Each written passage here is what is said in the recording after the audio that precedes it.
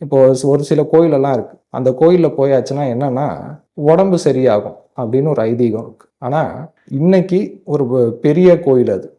அதாவது என்னன்னா, பழங்காலத்து கோயில் அது. அந்த கோயில்ல போயிட்டு வந்தா உடம்பு சரியாகும் அப்படின்ற ஐதீகம். ஆனா, அந்த பழங்காலத்து கோயில்ல இன்னைக்கு நெறைய விஷயங்கள் பண்ணிட்டாங்க. மாத்தி அமைச்சுட்டாங்க. அங்க உள்ள சூடா இருக்கு அப்படின்னு பெரிய எக்ஸாஸ்ட் ஃபேன் எல்லாம் வச்சிருக்காங்க. நெறைய ஃபேன்லாம். இன்னும் தெரியல. ஃபியூச்சர்ல மேபி ஒரு 10, 20 வருஷம் கழிச்சு அந்த கோயில்ல ஏசி கூட போடலாம். ஏன்னா சூடு அதிகமா இருக்கு, சூடு அதிகமா இருக்கு, மக்கள் கூட்டம் அதிகமா இருக்கு. அப்படின்ற மாரி கோயில்ல பல மாற்றங்கள் பண்றாங்க. இந்த பண்ற மாற்றங்கள்லாம் நல்லதா அப்படின்னா கிடையாது. இந்த கோயில் பழங்காலத்து கோயில். அப்ப அந்த கோயில் கட்டினவங்களுக்கு தெரியாதா? இதுல பெருசா காத்து, வெளிச்சம்லாம் பெருசா வரல. ஸோ வரவங்க கஷ்டப்படுவாங்க. வரவங்களுக்கு ரொம்ப வெக்கையா இருக்கும், சூடா இருக்கும்.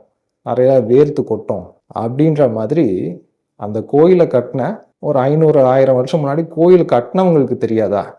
அவங்களுக்கு எல்லாருக்குமே தெரியும். அப்ப ஏன் அப்படி கோயில் கட்டுறாங்க அப்படின்னா, அந்த கோயிலுக்கு போகும்போது நம்ம ஒரு கூட்டத்துலேருந்து போவோம்.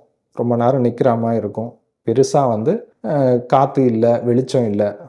ரொம்ப அனல் கொதிக்கும், சூடா இருக்கும். உடம்புலேருந்து வேர்வை இருக்கிற எல்லா வேர்வையும் கொட்டும். ஸோ அப்ப என்ன ஆகும்னா, உடம்புல இருக்கக்கூடிய கெட்ட நீர் வெளியேறும். ஸோ இந்த மாரி விஷயங்கள்லாம் அந்த சயின்டிஃபிக்கல் விஷயங்கள்லாம் நெறைய நடக்கும். அது நடக்கும்போது தான் நம்மளுடைய உடம்பு சரியாகும். ஸோ இப்போ இன்னைக்கு அதே கோயில்ல பெருசா எல்லா இடத்துலயும் ஓட்ட போட்டு பெரிய பெரிய எக்ஸாஸ்ட் ஃபேன் வச்சுட்டாய்ங்க. அப்போ முன்னாடி போனவங்களுக்கு இருக்கக்கூடிய அதே பலன் இன்னைக்கு போறவங்களுக்கு இருக்குமா அப்படின்னா இருக்காது.